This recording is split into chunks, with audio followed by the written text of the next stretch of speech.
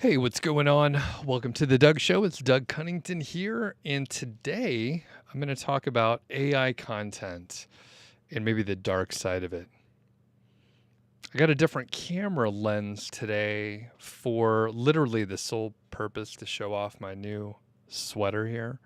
So people that are watching me live, you could see me duck down, and well, I guess if you're watching it later, you could see that too. But basically, going to make sure the mic's not in the way here, but I wanted to make sure I had a wide enough angle for the people that have the phone in the pocket or something like that. It says Santa OMG, and then it's a picture of Will Ferrell. It's an ugly sweater style, so it's kind of pixelated, and then it says I know him. So it's a great sweater. I don't have any Christmas sweaters, so I literally changed the lens for today so that it would be easier to see it during the live stream. And it's a much wider angle, so it's a huge wide angle, and it's not as crisp as the other lens, but it does the job for today. And I could zoom in a little bit. So welcome everyone. I see Marcus is in the house. Aloha as well. And we have Jason as well. What's going on? So let's talk about AI a little bit today, as we have been for, a few weeks, for a year or so. And the thing is, there's a lot of interesting stories. There's a case study over at Niche Pursuits. There is a case study which is not public. I don't think it's public, over at Skip Blast, my friend Shauna Newman, and she's publishing I think it's about 2,000 pieces of content so far. And she's actually getting traffic, and it's AI. She's not even reading it. And the thing is, it's interesting from an intellectual, standpoint, from a, hey, let's see what can happen. We have these new tools available to us. Let's see what'll happen. But from a longevity standpoint, it doesn't seem like that's going to work out for the long term, at all. And I don't think any of the folks that are doing the case studies that I'm mentioning, I know there's a lot of others out there. For example, the one that Spencer's doing in Niche Pursuits, he has a bunch of people from the audience participating as well. I think Jace is in there, right? So the thing is, it's an interesting test. It's an interesting experience. But I argue that, number one, there's probably something better that you could do with your time, unless you happen to be selling one of the tools, of which a lot of my friends actually have tools. I promoted the tools out there. There's a lot that I don't promote. There's just a few that I have mentioned in the past. And there's potentially a good way to use AI as a true assistant. However, if you're just trying to make a quick buck, which some people literally are just hey, I'll make money while I can doing this, and I don't expect it to last a long time,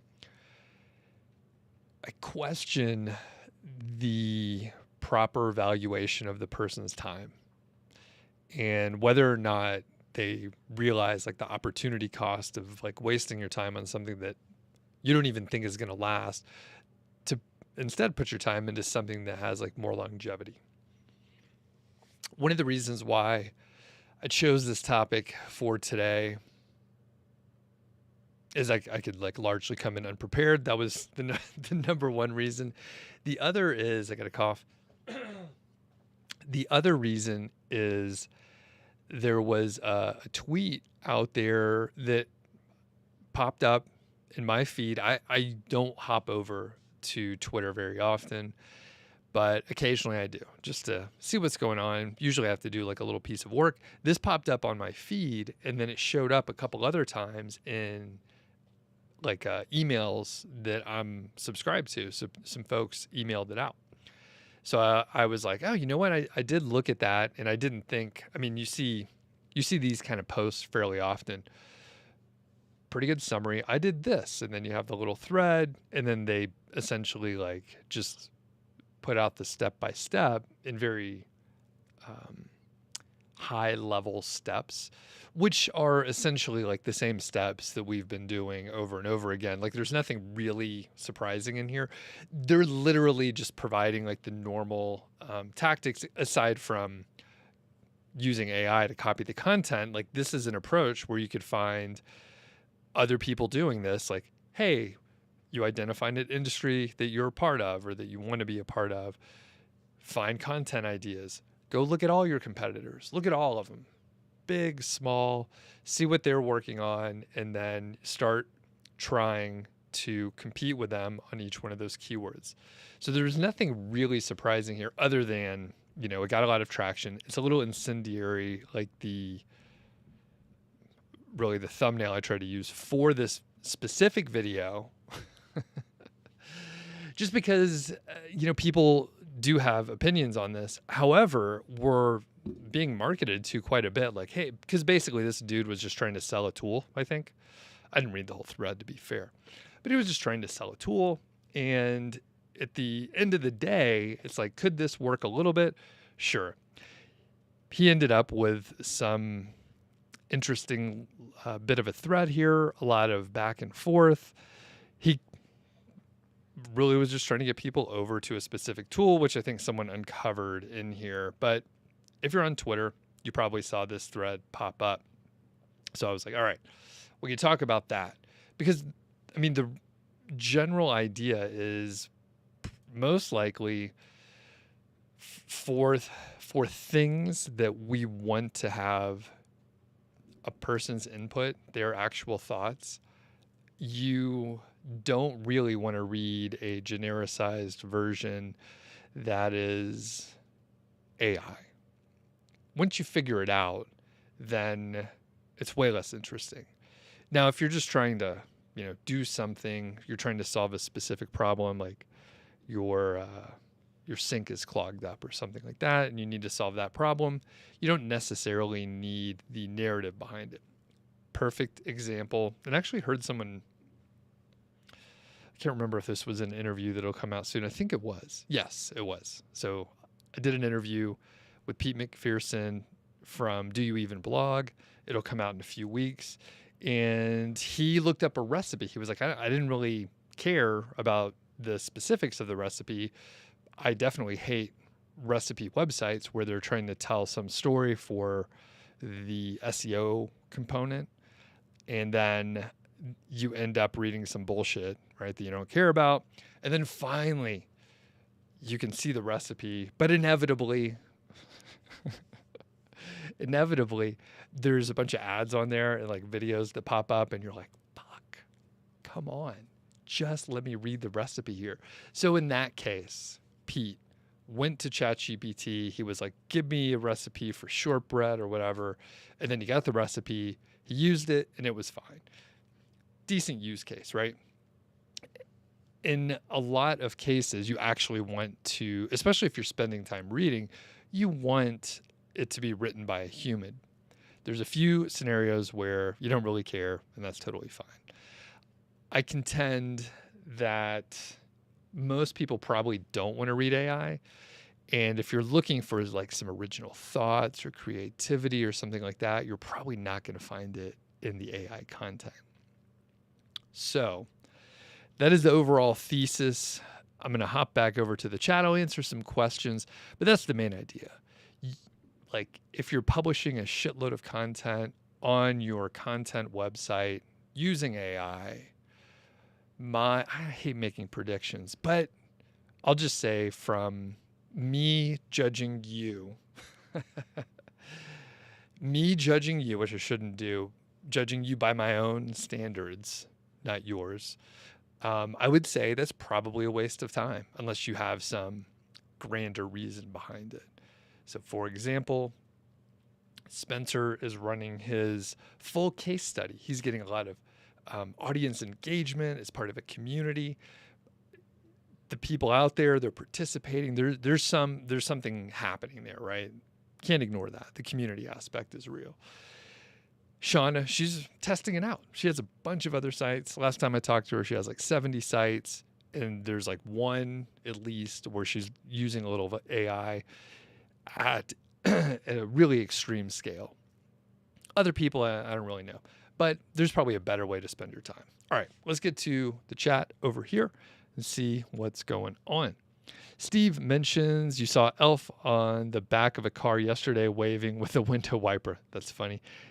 Yeah, so for the people that are just joining in, got the wide angle lens today, purely to just show that I have this new sweater here. So the microphone blocks it a little bit, but you get the idea. And you see the face. I mean, Will Ferrell's face. It just makes you smile, right?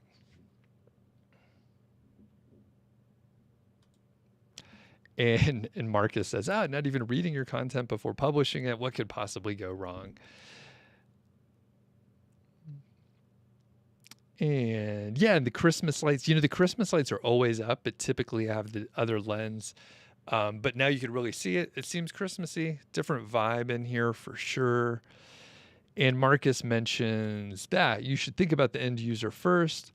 If they read unedited AI stuff, they will most likely figure it out and leave. And the worst part is you end up with like horrible advice if you're actually trying to get advice, but you end up with like just bad information. That's like the worst situation. David's on here too. What's up, David? Good to see you on. And I'm going to hop over to some questions in a second. Right before I started this live stream, I watched Spencer. I've talked about Spencer quite a bit. Spencer Hawes over at Niche Pursuits. And he has a video that just came out, which I'll probably share on my feed. And I'll probably have like sort of a response video as well about how Google has a Reddit problem. And he goes into some of the details. I will, like I said, most likely do my own take on it. Spencer highlighted a lot of this stuff. By the way, he's like upping his game over on the YouTube side.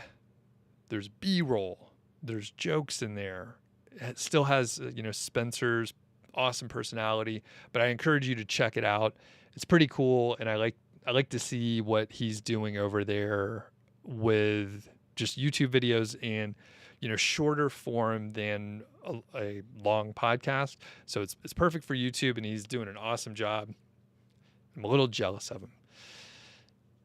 So he has a video about Reddit, and it's very interesting. And I think people that are a little bit deeper, right? They've been following along for a little while. Like, that there was a decent affiliate marketing component within Reddit. I've seen it myself, right? And Spencer goes into a lot of the details, but I was searching for something the other day. Real example. So I was searching for supplements. In fact, Jason sent me an email because I published a video on my other podcast called Mile High Fi, and it was about sleep, and I take magnesium threonate supplements for sleep. I'm not a doctor. Get professional advice, talk to your professional doctor, whatever. So I started taking magnesium. People often don't have enough magnesium or other electrolyte minerals in their normal diet. So I was searching to find a different source, like a little bit different application for the magnesium. So I searched, and I ended up on a Reddit thread where it was just some people who they didn't really know what they were talking about, but it sounded like they knew what they were talking about in the thread. And I was comparing like 2 or 3 types of magnesium with different compounds and all that kind of stuff. All that to say, I read a couple of the responses in Reddit, and it was very clear that the people giving advice were fucking morons, and I didn't want to follow their advice. So that was, one in a string of so many threads where I hop over there, and it just happens to be, Reddit is just like a generalized forum of the world, right? So sometimes you can pop into a forum and you can get the answer that you want. But typically you end up with some sort of a dogmatic debate between people who disagree on that one little point. So you really don't know if you're getting good advice or not. And Reddit has received a huge boost in traffic because they're ranking higher after the the updates from this fall, right? So we had the helpful content, and then we had a core update. I'm sure there's going to be a December other kind of update. I don't know if it'll be a core update or another review or helpful content type update, but typically in December we do see one, right? So like the last 3 or 4 years, there's been a Google update in December. So Reddit has a huge boost in traffic. I think the results typically suck. And what Spencer pointed out was there's just a bunch of affiliate marketing stuff going on in there too. So people moderate, or they're the admin of like a subreddit, and they are putting in links to their websites. So they'll rank high in Google for a specific term. Spencer goes through some like examples as well. So they'll rank for a term on the Reddit thread, and then the Reddit thread will have links to the affiliate site. So they're just like funneling people from Google over to Reddit, over to the affiliate site where they're doing the same kind of stuff. So it's interesting because Google potentially, in response to affiliate sites that didn't have great content, they were like, oh, let's just send people to Reddit. Those people seem really qualified.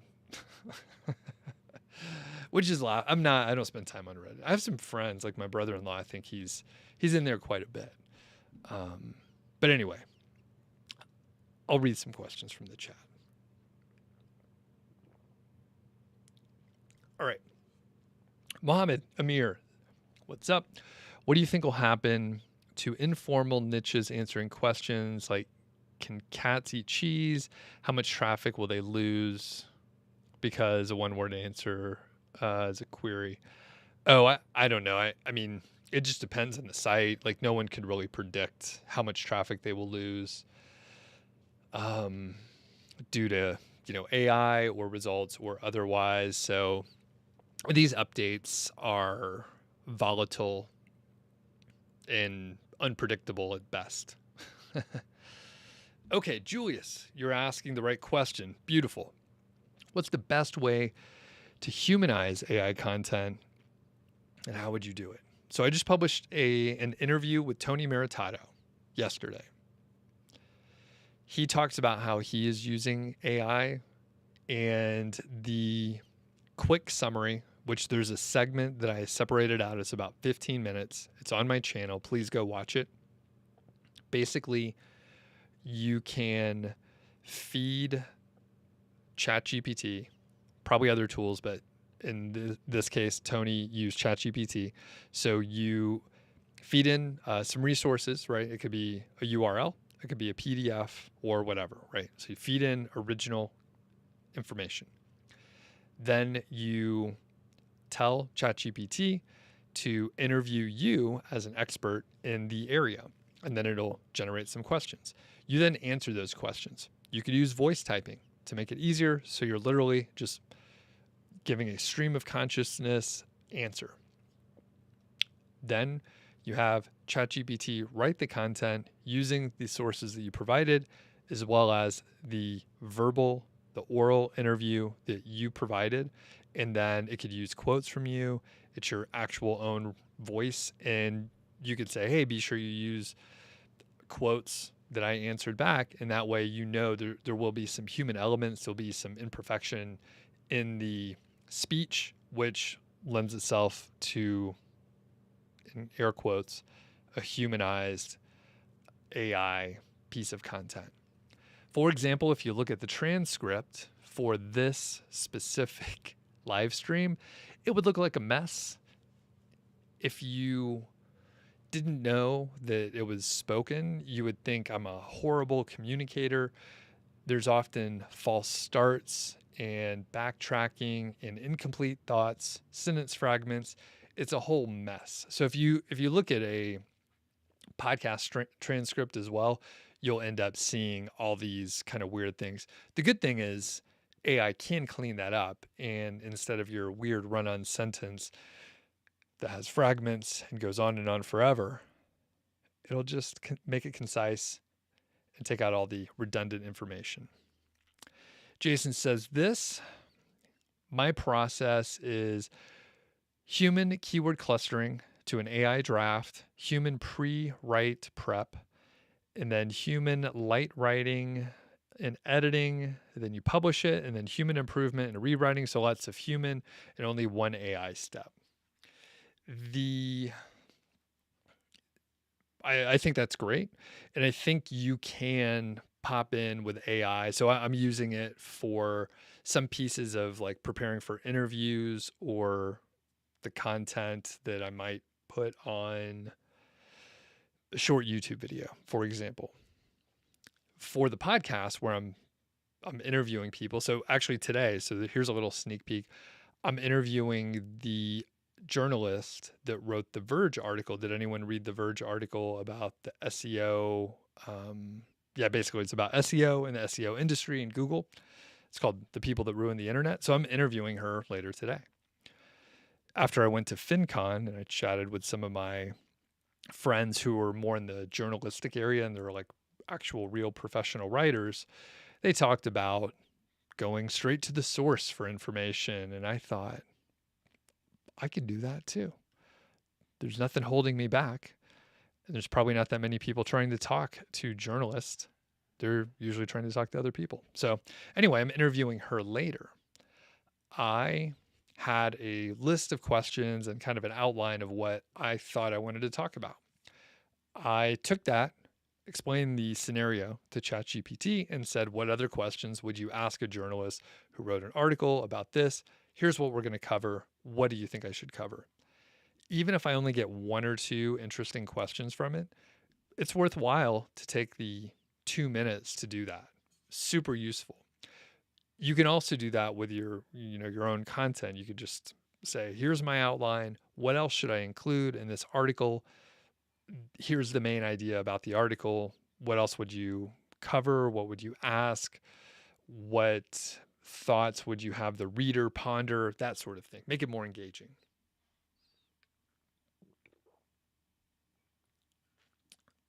Fun and Run says, do you think ChatGPT 4 is declining in terms of churning quality content? That I don't know. I'm not getting enough content to make any kind of determination on that at all. All right. Board of the Lord says, I use ChatGPT for outlines, then update it based on the top SERPs and add what I missed, then have it write each section independently at an 8th grade reading level, then edit for an hour. Perfect. That's a great way to do it. And I wonder, I'm not sure, I haven't tried this exactly, but I wonder if you are using just the URLs. Like, are you just feeding in the URLs and saying, hey, what did you miss based on this other result?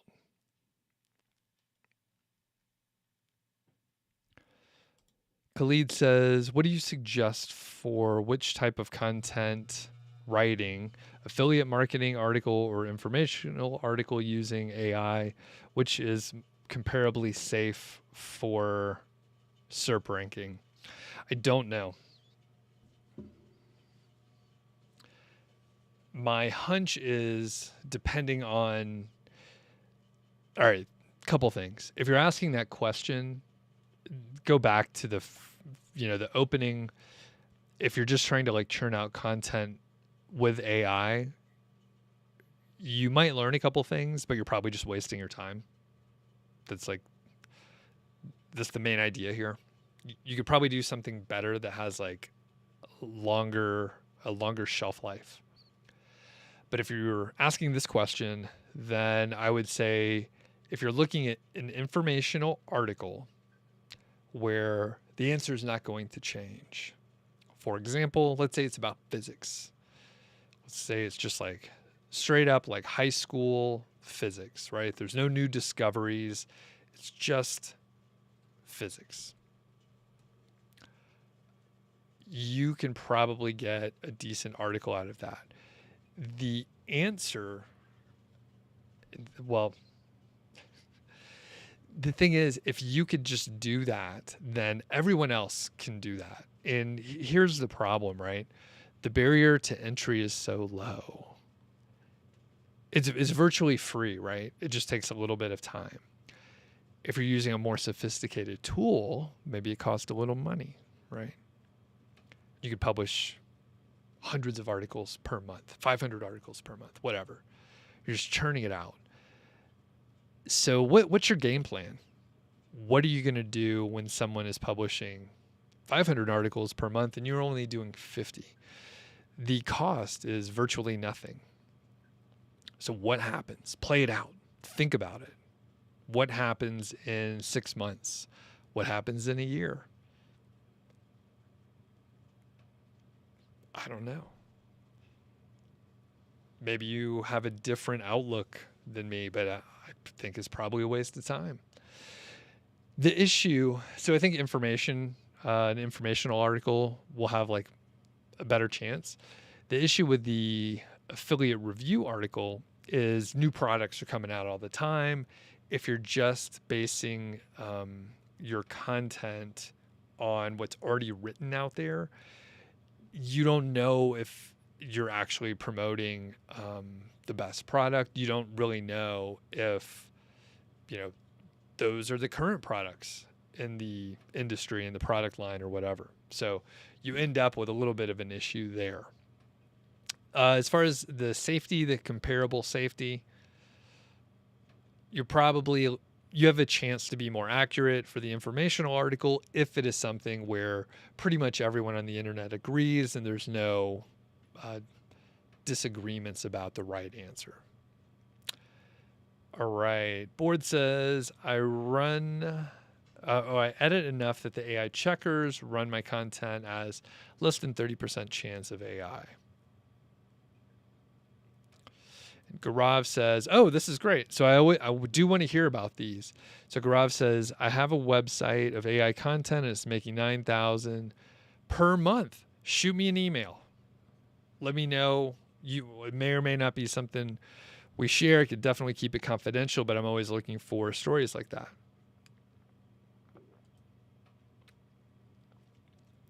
Marcus says, people in the chat, did you replace human writers with AI content or are you still using human writers? Yeah, great question. Who all is using human writers or are you just using AI? The board says, I feed ChatGPT the top 4 URLs, but you're working on a Python script to scrape them and automate the process with GPT-4 API. Smart. Marcus says, focus on quality over quantity and focus on other aspects besides SEO. Building a community, that's a great example. And you're able to share the content or a newsletter, or I always say, YouTube or a podcast.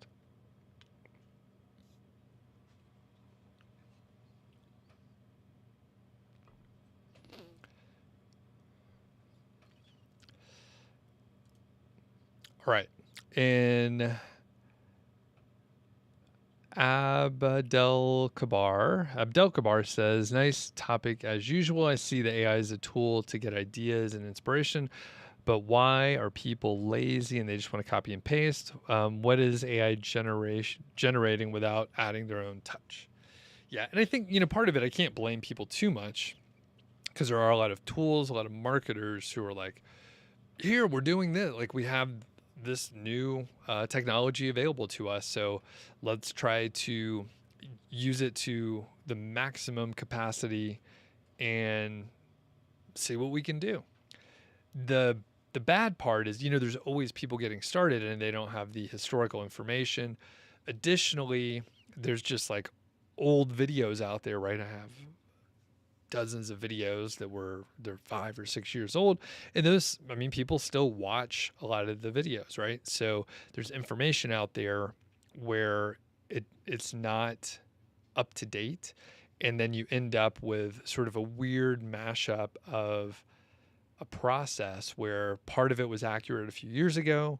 Part of it is interesting now, but we're kind of on the edge of like what's accurate on a sort of day-to-day basis. So it's very interesting. So the point being, yeah, people are generally lazy. And it makes sense to do like the minimum amount of work that you need to do, but it's debatable what the minimum amount is. And Gaurav. So Gaurav says, and I'll highlight it again. He has AI content on a website. He's making 9,000 per month. So Gaurav, what is like? Are you nervous at all about future Google updates? What about someone, going back to the original tweet here to Jake Ward, right? So basically they said, we saw that this site was getting a lot of traffic. So we pulled all the keywords. We published as much as we could in a very short amount of time, and we're getting a huge amount of traffic. By the way, I think word on the street, if I understand correctly, is like Google manually made this decline, right? So they penalized the site. Typically, I think that happens when people kind of show off a little bit and talk about it and make it very public. They'll go ahead and Google will go ahead and fix that up.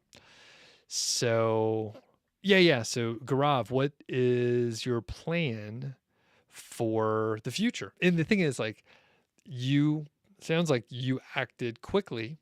You have been making money for a little while on the site, and when it goes away or if something happens, you earned money while you were doing it. You got a couple good stories. You probably built a team. You learned some things, learned some things along the way. Excuse me.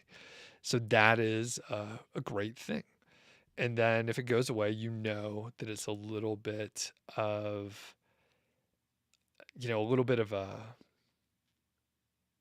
when it goes away, that's just the way it is. You had a good run and then you move on. All right. Fun and Run says, I'm writing articles on my own for now. Smart. And then Marcus says, diversifying is one of my main focus points. And I think, going back, writing the articles on your own is great to learn the skills and all that stuff. I think so we're in a weird time period, right? Where the SERPs are weird, I'm sure there's going to be courses on how to like rank your affiliate marketing post on Reddit. There's an idea.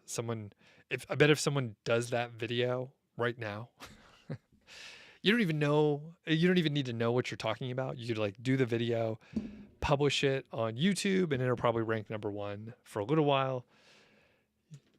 Again, you probably don't even need to know what you're talking about.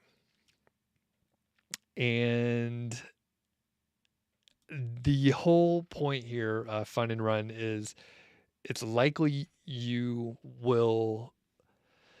be struggling to rank some things, especially if you're competing against someone who's writing or publishing AI content, right?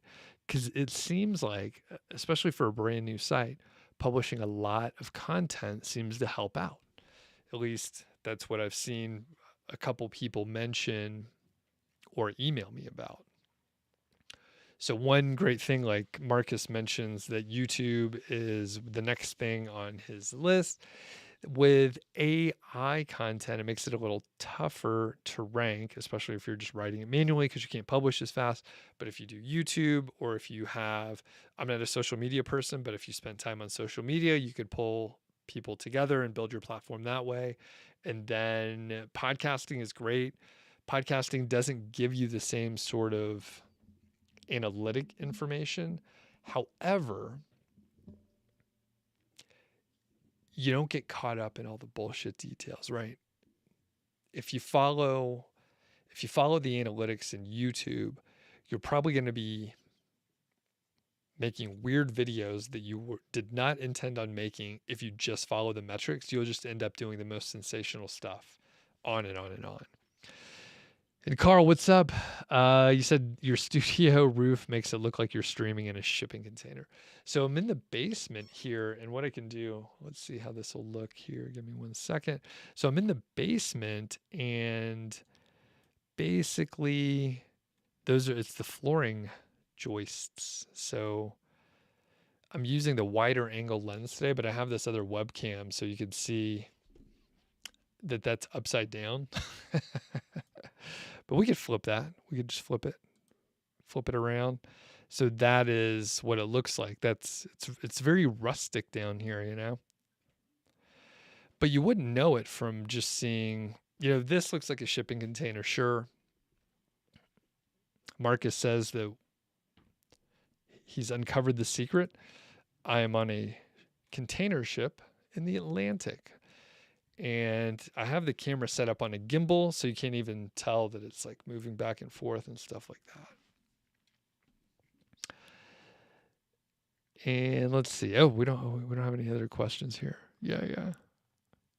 All right. So, and of course the wide lens is just to show off my sweater. That's really it, which I'll be wearing for a lot of the season because it's festive and everything. One thing we do, in the October timeframe, we watch scary movies, right? We watch all the horror movies, some real creepy ones this year. And I think both my wife and I had like bad dreams one or two nights at the end because we were watching some really dark shit. But now, once it flips over, essentially right after Halloween, I start watching Hallmark movies. And those are great. Hallmark movies, they always have a happy ending. They always hit the beats, There's no surprises. There's always a little misunderstanding about halfway to 2/3 of the way through before, they fall in love and get together. There's some really funny memes about Hallmark or Hallmark style movies. So they're really fun. And then we watch the classics, of course. Elf, Christmas Story, one of my favorites, National Lampoon's Christmas Vacation. And recently, we went to our first Christmas party this past weekend for the season. And the host is a bit of a musician. She teaches piano on the side a little bit, but she likes to play some tunes for caroling. She only played a couple, it's not too overbearing. But now this is the second year. There's a bit of a tradition for just party goers to play a song. So my wife played Deck the Halls on the banjo, fingerstyle on the banjo, which was pretty fun. And then I played Mele Kalikimaka on the slide guitar. So some people know I play a resonator, and it was pretty fun. A little nervous, but I made it through. It's very short. I just played the melody portion of it, and that was it. So pretty fun. And yeah. Any other questions out there? Any other thoughts? I'd love it. Should have asked for this early on. I'm curious, right? So I feel like there's a lot of videos, a lot of other content where it's like, hey, you really, here's how you could publish a huge amount of content. It's bananas, right? The thing is, I don't think that's a great long-term strategy. It's an interesting experiment. It's an interesting way to test out the tools and stay current. But I don't think it's a long-term strategy. And I feel like it's a little controversial, but I'm not sure, because I think maybe a lot of other people, if I land on a website and it sounds horrible and it seems like AI, like I know what AI looks like, right?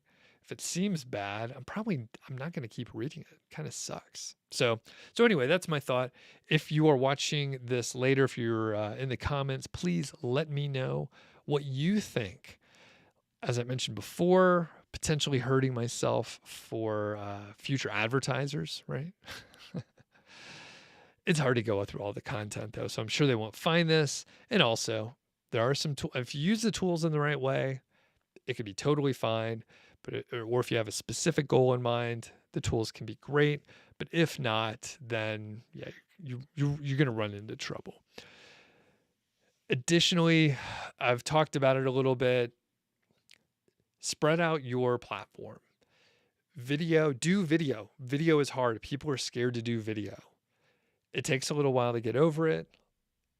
Chances are when you first publish videos or podcast, here's a news flash. No one's going to watch your stuff. They're not going to care. They're not going to pay attention.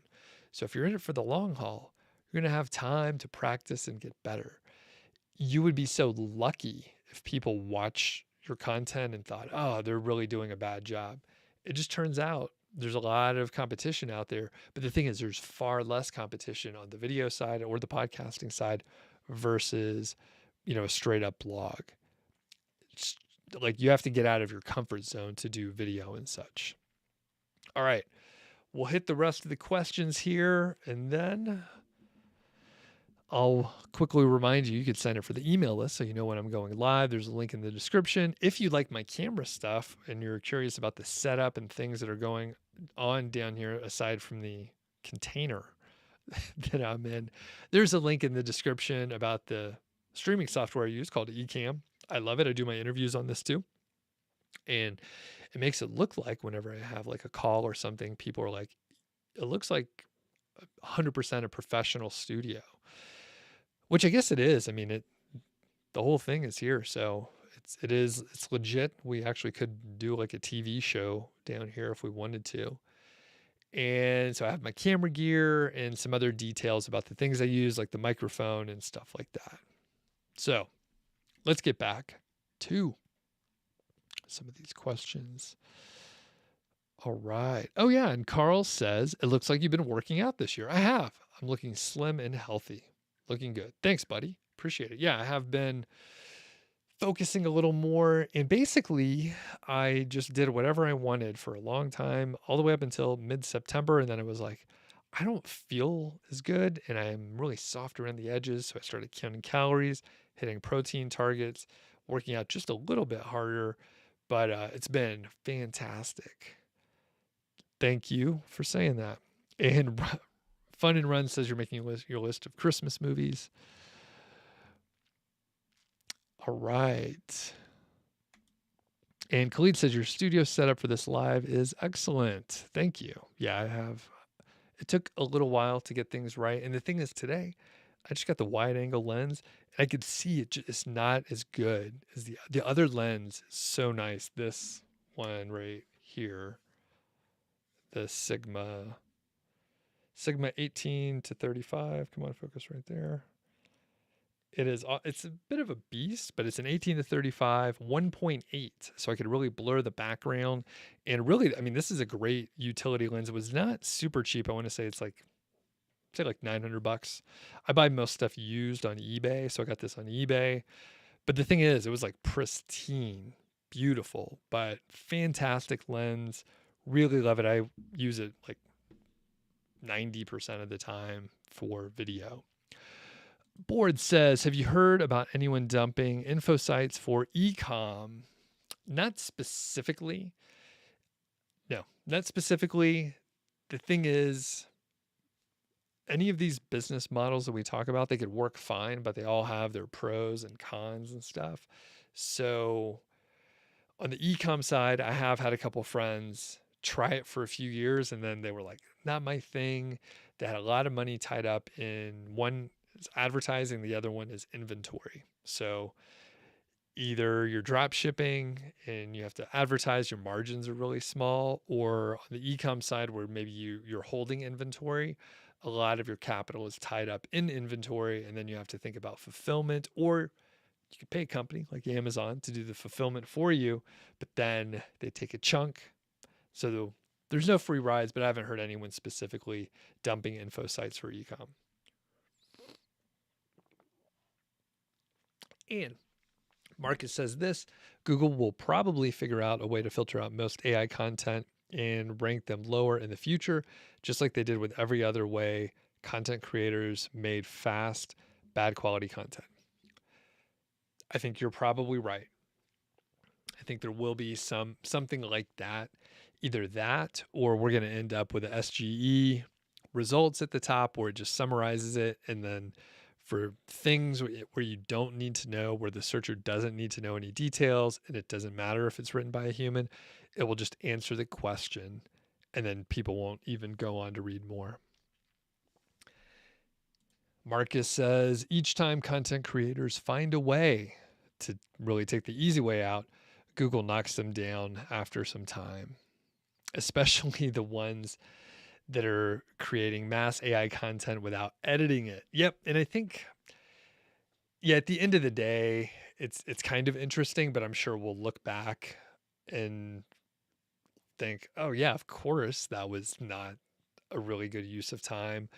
Just like when I first got started in 2013, probably 2013 to 2015, there was a lot of information about setting up like private blog networks or setting up, this is probably the silliest thing, right? We would set up like free blogs. They called them Web 2.0 blogs. And it was like blogger.com, wordpress.com. We would set up a fake blog. So it would be like best hydro flask water bottle dot wordpress.com, and there would be like bullshit articles created by article spinners, and if you read it, it would be just nonsense. Maybe some sentences were in there was some structure, but it really didn't say anything, and you're like, what in the world, if you actually read it. But then we would just use those Web 2.0 blogs to link to our main blog to help it rank. And then we would do another tier of link building where we would create even more nonsense stuff, even worse quality, and point those links to our Web 2.0 blogs. Those Web 2.0 blogs pointed to our money website, the one we wanted to rank. So we would do these multi-tier link pyramids, link wheels, and it was so popular that I guess a lot of people know Pat Flynn at Smart Passive Income. Like I read his like ultimate guide to link building, and it was like, yeah, you can go to Fiverr and get a link wheel, link pyramid. It should only be a few bucks, and you would end up with like this crazy link building structure. And of course, we talk about it now. It's like that is like so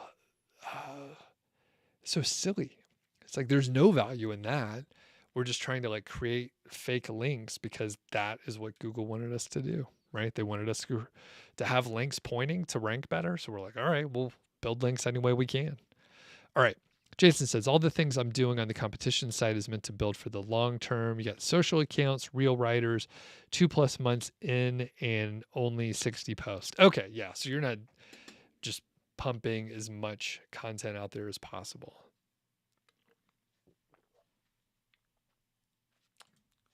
Carl says, people are just making profit whilst they can. If they believe the investment for a particular site is worth it, they can go back and rewrite the content with human editors. A good point. Adrian says, my thoughts on AI content, aged, expired domain, plus fact-checked AI content, plus Surfer SEO, or onpage.ai or Neuron, then add a social fortress. Okay, so that's a little deeper. All right, and we're going on and on here. Okay, so Board of the Word says I also do a second round of editing. Okay, very good. Susan says, time to announce the death of AI. It's just getting stronger and stronger, Susan. Okay.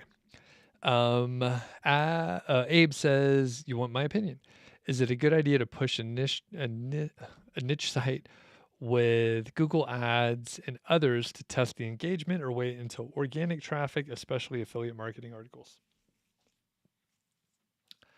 I don't have enough experience in that area. I'm not a big ad person. The question you're saying, like, you want to test the engagement. So what engagement are you testing? Just do they read the article, or are they spending more time there? Generally, I would say probably not.